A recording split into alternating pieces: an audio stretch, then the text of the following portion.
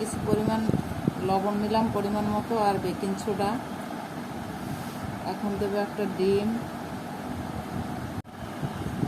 ডিম দিয়ে নিলাম। এখন দেবো পরিমাণ মতো চিনি। ভালোভাবে কিছু সময় সবগুলো একসাথে মিশিয়ে নেব।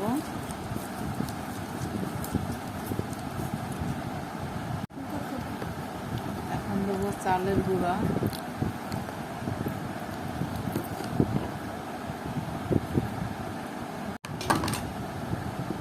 এখন দেব একটু গুঁড়ো দুধ।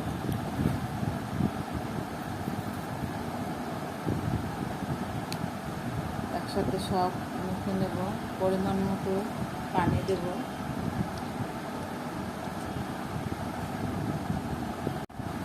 যেমন ডুবো বানানো হয়ে গেছে, কিছু সময় রেখে দেব। আগে তেল গরম করে নিলাম, এখন পিঠা দেব।